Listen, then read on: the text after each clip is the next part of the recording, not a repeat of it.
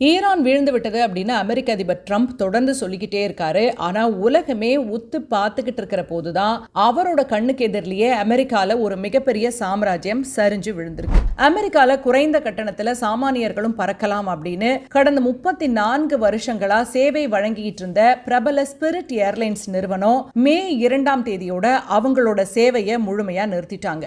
இதோட எதிரொலியா ஒரே நாள்ல கிட்டத்தட்ட 17,000 அமெரிக்க குடிமக்கள் அவங்களோட வேலைகளை இழந்து நடுத்தெருவுக்கு வந்துட்டாங்க. 1992 ஆரம்பிக்கப்பட்ட இந்த ஏர்லைன்ஸ் கடந்த சில வருஷங்களாவே கடுமையான நிதி நெருக்கடியில இருந்துச்சு. ஜெட் ப்ளூ நிறுவனத்துடனான இவங்களோட இணைப்பு முயற்சி தோல்வியடைஞ்ச நிலையில கடந்த 2 வருஷங்கள்ல மட்டும் 2 முறை நாங்க திவால் ஆகிட்டோம் அப்படின்னு நீதிமன்ற பாதுகாப்பை கேட்டுட்டு இருந்துச்சு இந்த நிறுவனம். இருந்தாலும் எப்படியாவது மீண்டிடலாம் அப்படின்னு அவங்க போராடி இருந்த போதுதான் இந்த ஈரான் போர் வந்துச்சு. போரோட விளைவா விமான எரிபொருளோட விலை சர்வதேச சந்தையில மளமளன்னு ஏறிடுச்சு.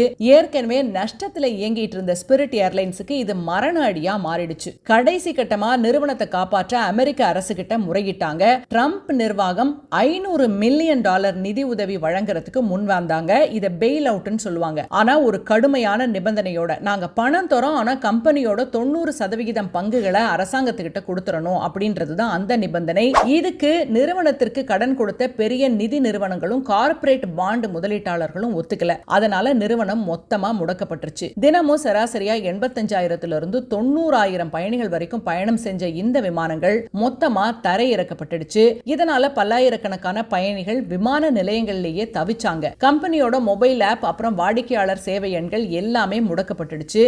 நீங்க செலுத்தின கட்டணத்தை நாங்க திருப்பி தர்றோம், ஆனா உங்களை வேறு விமானத்துல மாத்தி அனுப்ப முடியாது அப்படின்னு நிறுவனம் கை விரிச்சிடுச்சு. அது மட்டும் இல்ல, 17,000 ஊழியர்களோட குடும்பங்கள் இப்போ நிர்கதியா நிக்கிறாங்க. வெளிநாடுகள்ல மத்தவங்களோட வீழ்ச்சியை பத்தி பேசிட்டு இருந்த அமெரிக்காவுக்கு தான் சொந்த நாட்டோட பொருளாதார சரிவு இப்போ ஒரு மிகப்பெரிய சவாலா மாறி இருக்கு. இத பத்தி நீங்க என்ன நினைக்கிறீங்க?